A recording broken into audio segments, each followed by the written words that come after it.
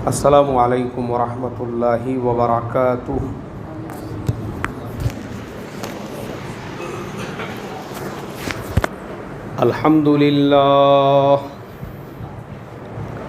अल्हम्दुलिल्लाहि नहमदुहु व नस्तईनुहु व नस्तगफिरुहु व नु'मिनु बिही व नतवक्कलु अलैहि व नऊज़ु बिल्लाहि मिन शुरूरि अनफुसिना व मिन सय्यिआति अअमालिना। मन यहदिहिल्लाहु फला मुदिल्ल लहु व मन युद्लिल्हु फला हादिय लहु व नशहदु अल्ला इलाहा इल्लल्लाहु वहदहु ला शरीक लहु व नशहदु अन्न सय्यिदना व मौलाना मुहम्मदन अब्दुहु व रसूलुहु अल्लज़ी उरसिल बिल हक़्क़ि बशीरन व नज़ीरा। अम्मा बादु फ़क़द क़ाल अल्लाहु तबारक व तआला अऊज़ु बिल्लाहि मिनश शैतानिर रजीम बिस्मिल्लाहिर रहमानिर रहीम। लक़द मन्नल्लाहु अलल मुअमिनीना इज़ बअस फ़ीहिम रसूलन मिन अनफुसिहिम यत्लू अलैहिम आयातिहि व युज़क्कीहिम व युअल्लिमुहुमुल किताब वल हिकमह व इन कानू मिन क़ब्लु लफ़ी ज़लालिम मुबीन। सदक़ल्लाहुल अज़ीम। मोहतरम भाइयों, बुज़ुर्गों और दोस्तों, ये हमारा सीरतुन नबी का 20वां जुमा है। पिछले जुमा को हमने बताए थे अल्लाह के नबी सल्लल्लाहु अलैहि वसल्लम ने बदर के कैदियों के साथ में कैसा हुस्न सुलूक किया था।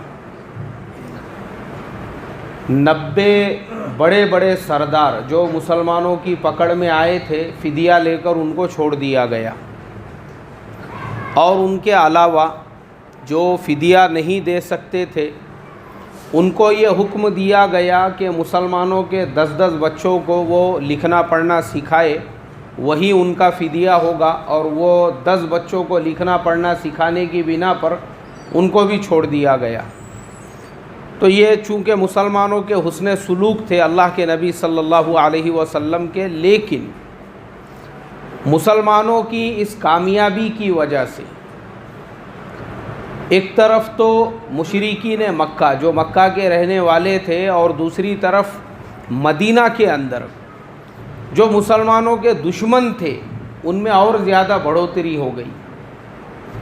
मक्का में जब ये लूटा पीटा काफ़िला वापस पहुंचा तो मक्का के अंदर जिसके जो रिश्तेदार मारे गए थे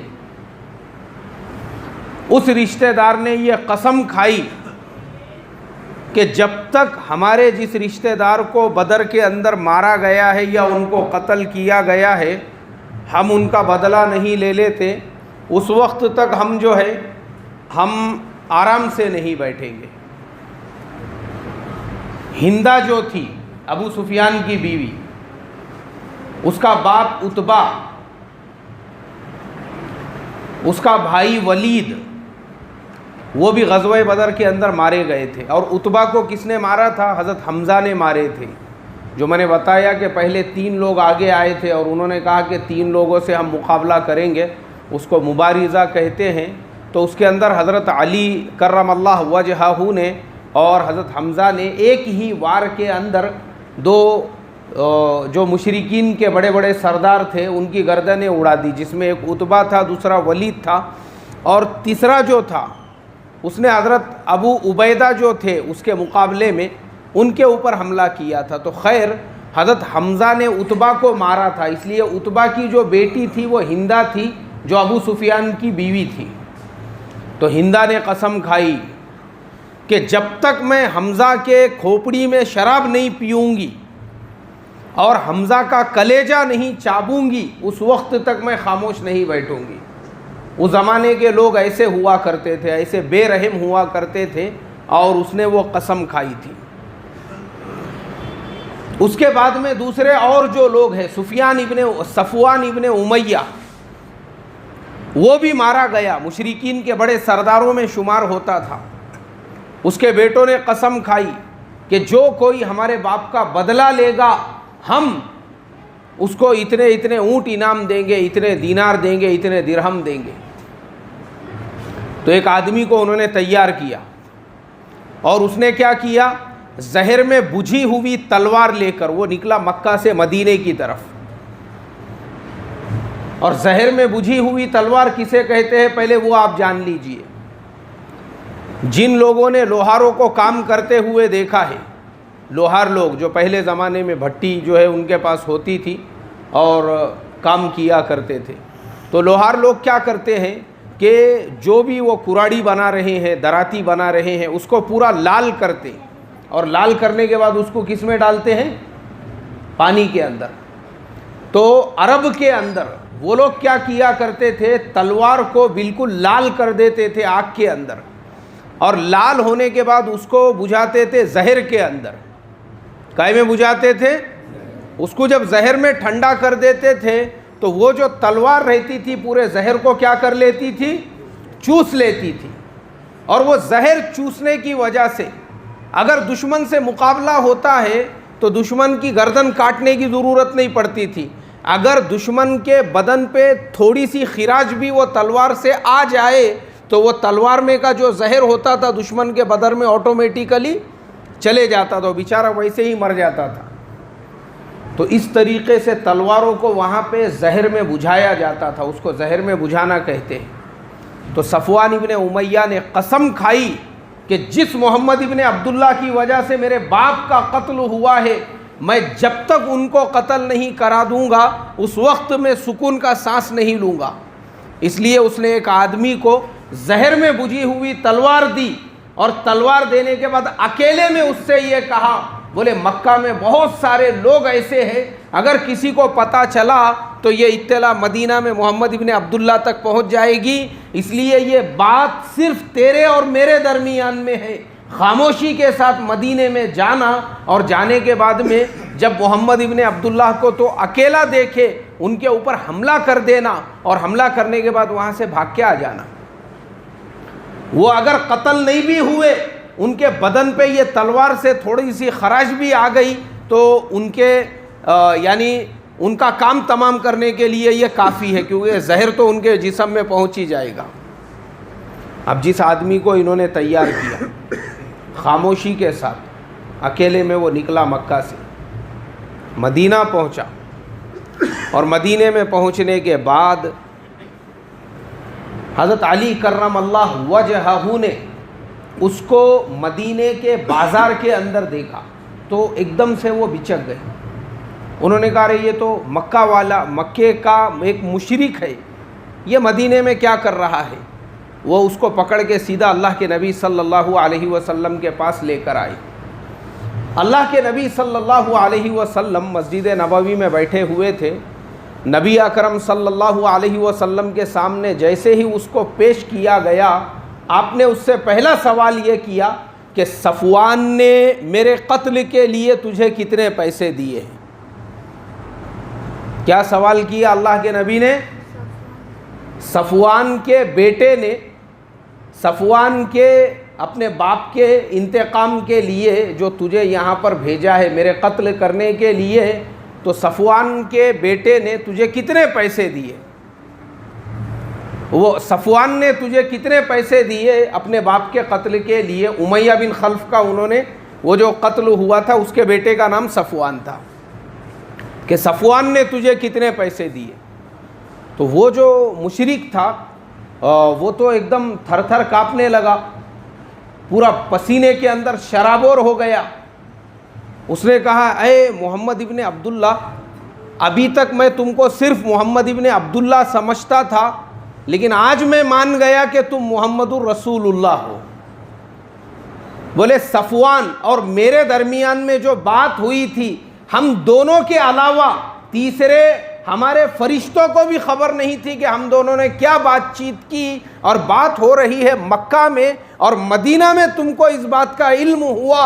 इसका मतलब ये है कि तुम अल्लाह के सच्चे और हकीकी नबी है, क्योंकि नबी के अलावा दुनिया में और कोई दूसरा आदमी जान ही नहीं सकता।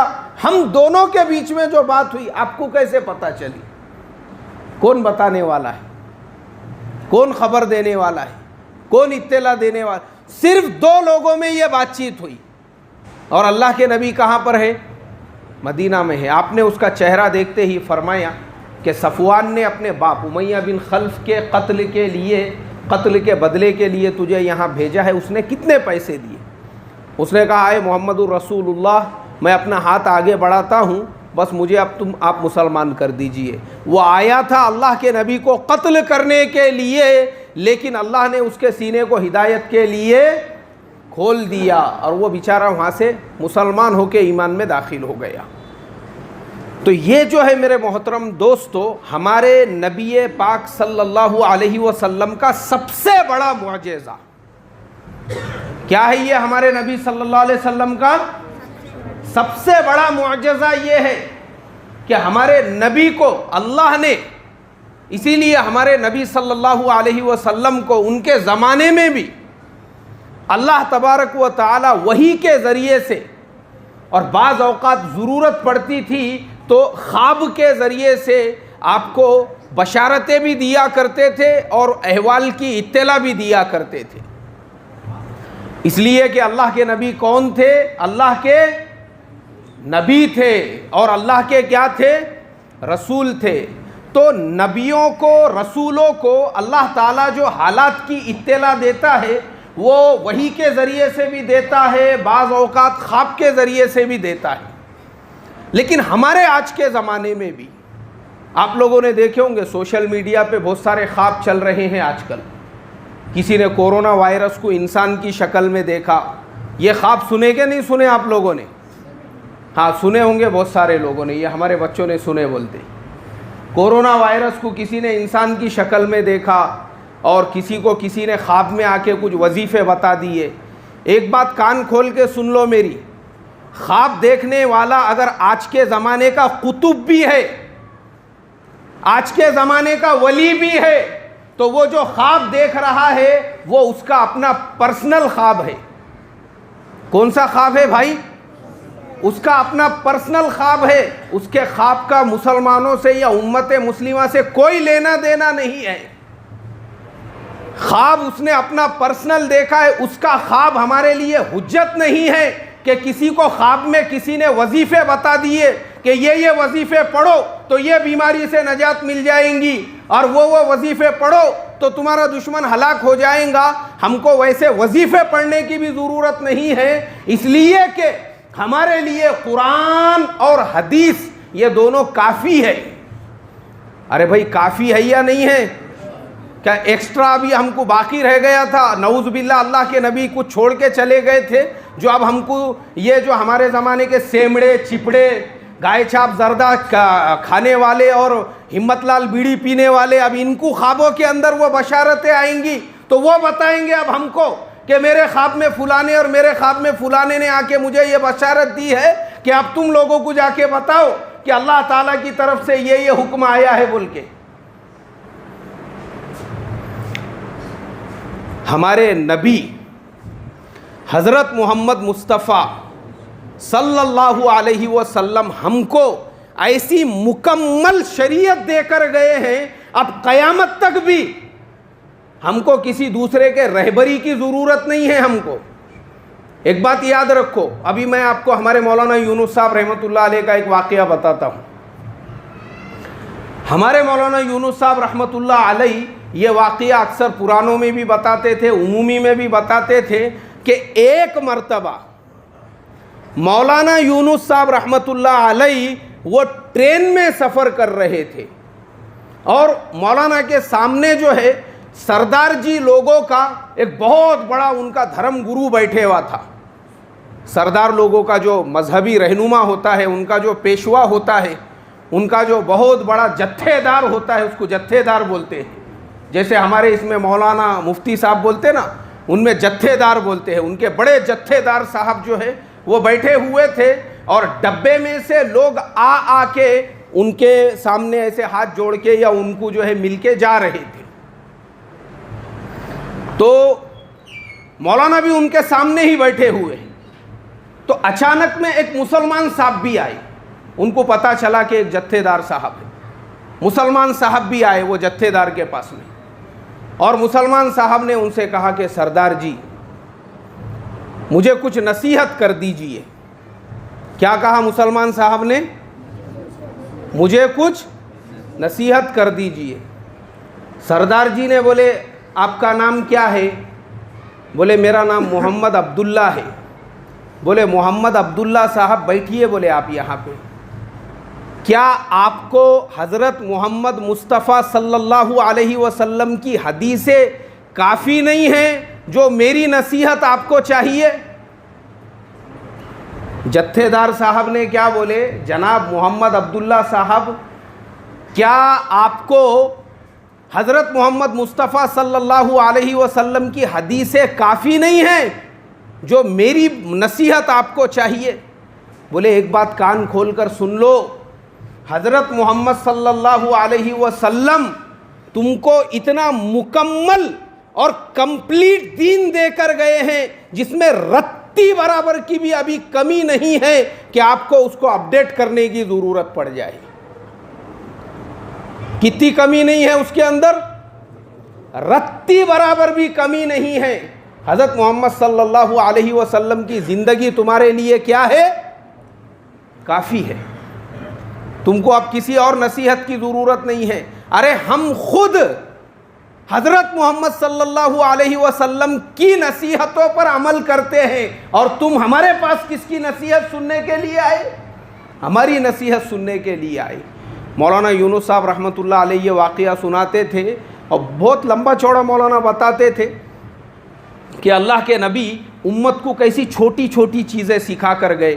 सुबह उठने का तरीक़ा, रात में सोने का तरीक़ा, सुबह उठने की दुआएं, रात में उठने की दुआएं, खाना खाने की दुआएं, वज़ू करने की दुआएं, ये सारी चीज़ें। तो मौलाना फरमाते थे, बोले एक बाप वो अपने सग्गे बेटे को इतना नहीं सिखाता है जितना अल्लाह के नबी सल्लल्लाहु अलैहि वसल्लम इस उम्मत को सिखा के चले गए।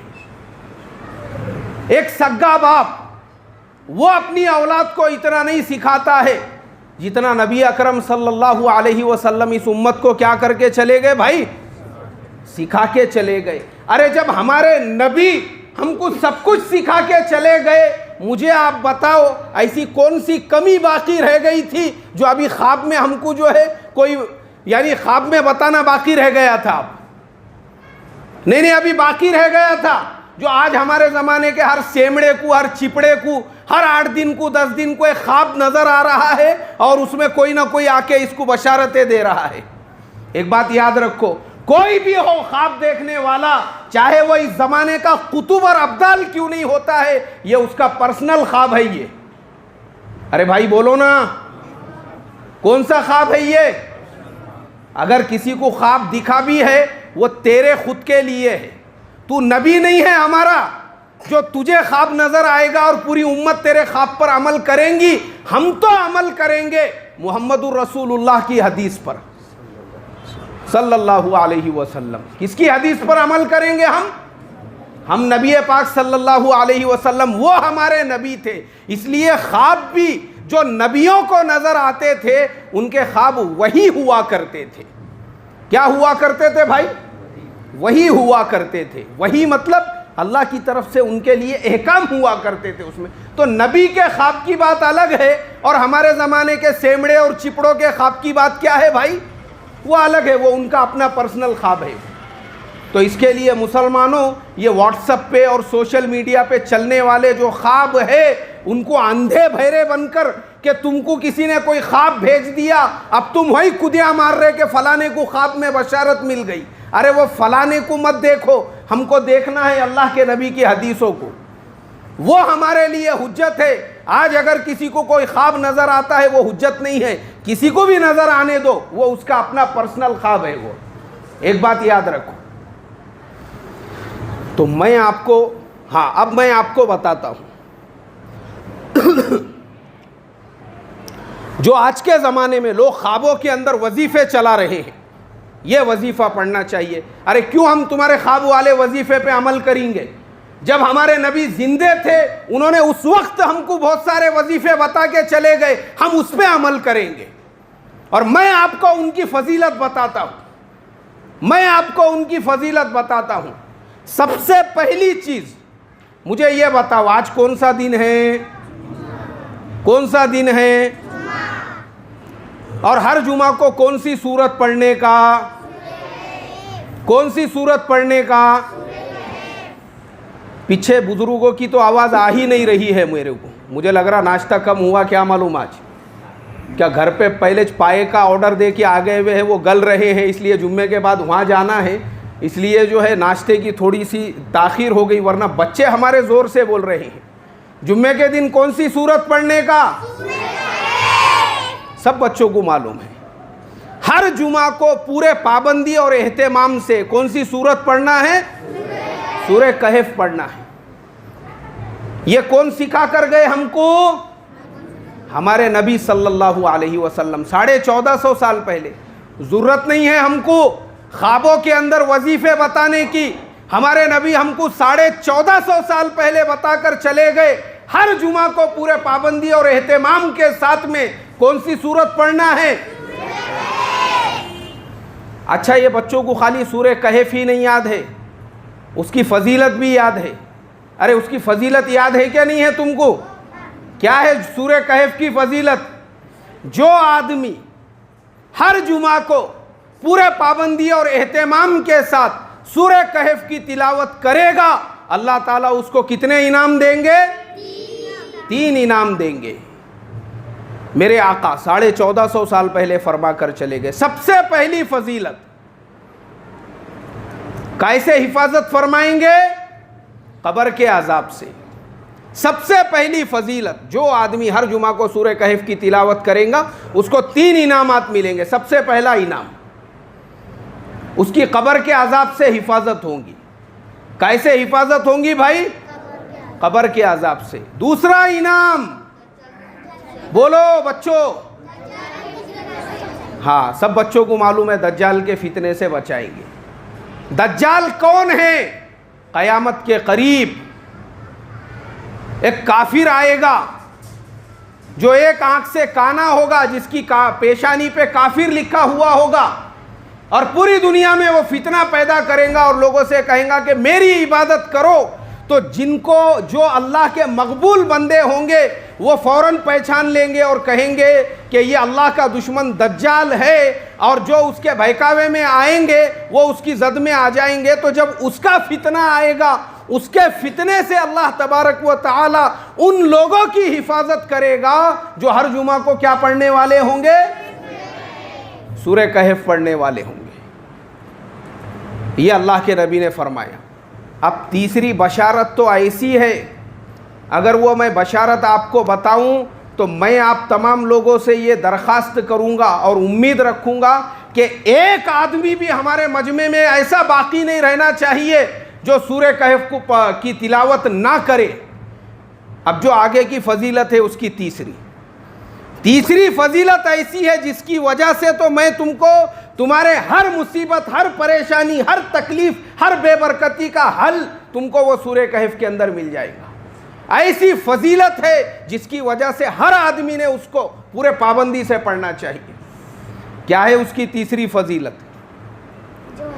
जो आदमी इस जुमा को सूरह कहफ पढ़ेगा, अगले जुमा तक आसमान से एक नूर जो उसके सर के ऊपर होगा, और वो नूर हर उतरने वाली आफत, बला और मुसीबत को उस तक पहुंचने से क्या करेगा? रोक देगा। ये फजीलत है। देखो, तीसरी फजीलत ऐसी है सूरह कहफ की, अल्लाह के नबी ने फरमाया इस जुमा से लेकर, मतलब आपने आज सूरह कहफ की तिलावत की, अगले जुमा तक अब आसमान से एक नूर वो आपके सर के ऊपर है। किसके ऊपर है भाई? आपके सर के ऊपर है। आपके एक नूर आपके सर के ऊपर है। अब आपके किस्मत में चाहे कोई भी आफत लिखी हो, बला लिखी हो, मुसीबत लिखी हो, परेशानी लिखी हो, दुश्मनों का हमला लिखा हुआ हो, बहुत सारे मुसलमान बदनजरी से परेशान रहते हैं, मुझे इसकी नज़र लग गई, मुझे उसकी नज़र लग गई। आपका नज़र का मसला हो, जादू का मसला हो, भले आपको कोई खाने में जहर डाल के खिला दे और अगर आपके मुकद्दर में मौत नहीं है तो वह जहर भी आपका बाल नहीं उखाड़ सकता है।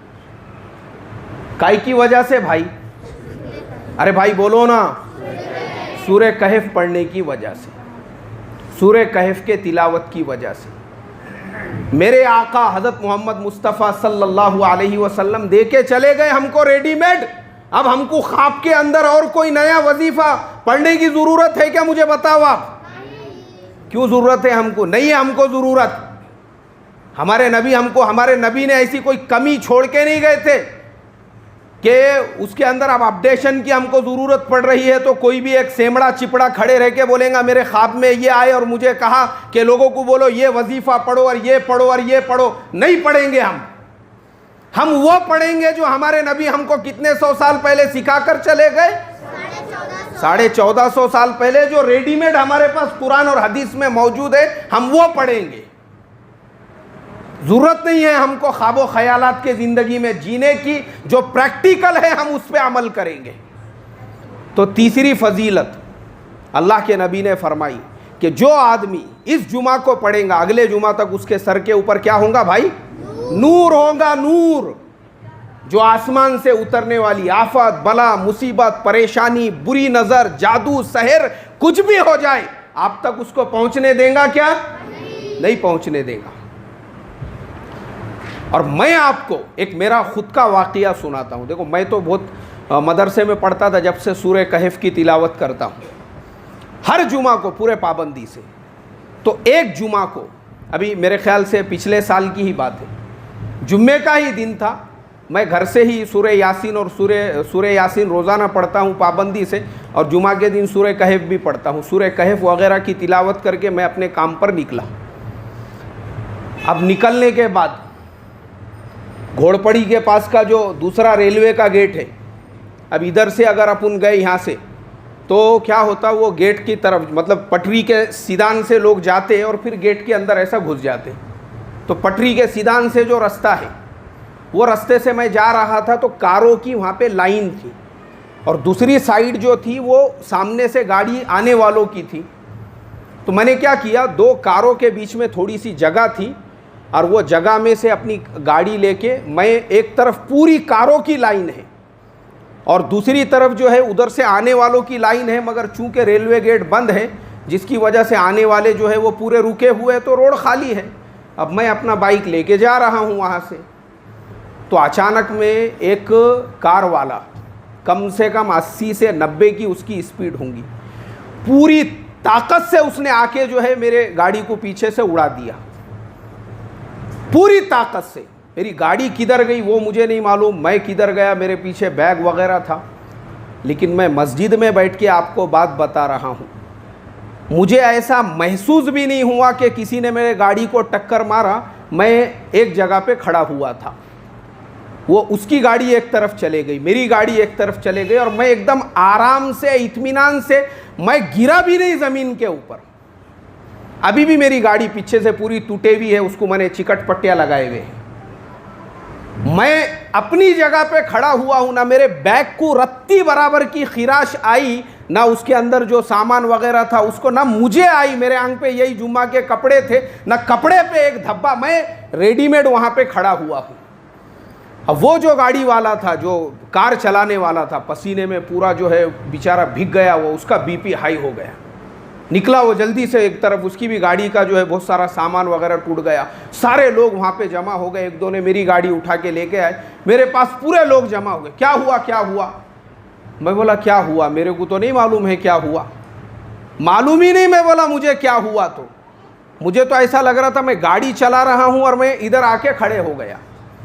तो ये मैं आपको वाक़या ये सुनाने के लिए नहीं सुना रहा हूँ कि मेरे बहुत बड़ी बड़ी मेरे पास में भी करामतें हैं आपको बताने के लिए। मैं आपको सिर्फ ये बताने के लिए सुना रहा हूं कि ये किसकी बरकत है। अरे भाई बोलो ना, सूरह कहफ की बरकत है ये, जो मैंने आपको फजीलत बताया कि 1450 साल पहले अल्लाह के नबी बताकर चले गए। इस जुमा को सूरह कहफ पढ़ोगे तो अगले जुमा तक तुम्हारे सर के ऊपर क्या होगा, जो हर उतरने वाली बला आफत मुसीबत को तुम्हारे तक आने से रोकेगा। जब इतना पावरफुल वजीफा हमारे नबी हमको 1450 साल पहले बताकर चले गए, जिसको हमने अपनी आंखों से देख लिया, मुझे अब आप बताओ क्या हमको वापस से ज़रूरत है ख्वाब में किसी और से वजीफ़ा सीखने की? कोई ज़रूरत नहीं है। और अभी मैं आपको दूसरी दुआ बताता हूँ, मसनून दुआ, 10 रुपये की जो आती ना मसनून दुआ, वो मसनून दुआ के अंदर जो है, आप लोगों ने देखे होंगे मसनून दुआ के अंदर छोटी छोटी दुआएं लिखी हुई होती है। अब उसमें 2 दुआएं हैं, एक है औज़ु बि कलिमातिल्लाहि ताम्माति मिन शर्रि मा खलक़। मैं समझता हूँ तकरीबन लोगों को याद होंगी ये दुआ। अब मैं आपको इसकी 2 फजीलतें बताता हूँ।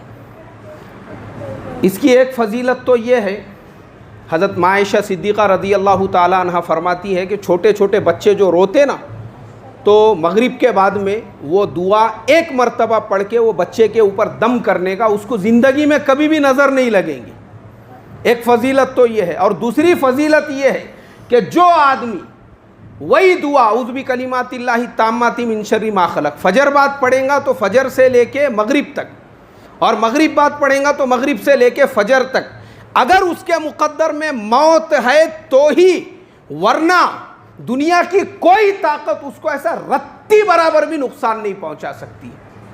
कोई भी ताकत दुनिया की रत्ती बराबर भी उसको नुकसान नहीं पहुंचा सकती है। तो एक सहाबी थे जिन्होंने अल्लाह के नबी सल्लल्लाहु अलैहि वसल्लम से ये दुआ सुन रखी थी।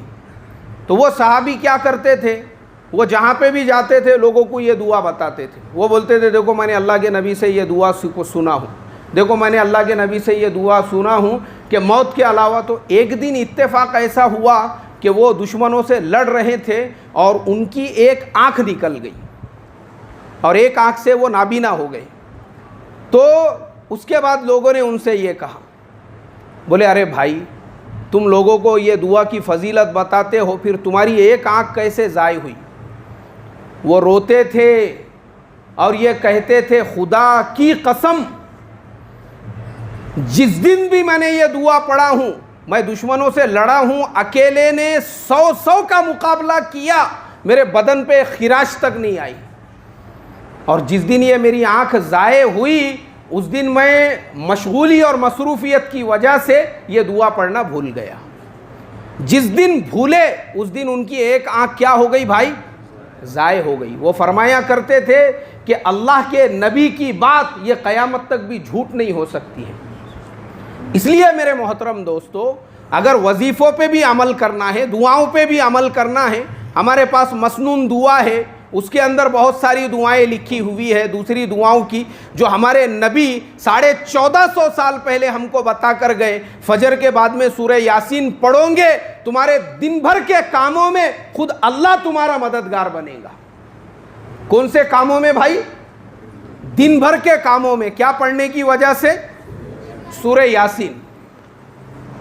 और सूरह वाक़िया, जो लोग गरीबी की वजह से, काम धंधे की वजह से, रोज़गार की वजह से परेशान होते हैं, फरमाया कि तुमको किसी भी आमिल और नींबू हरी मिर्ची वाले बाबा के पास जाने की ज़रूरत नहीं।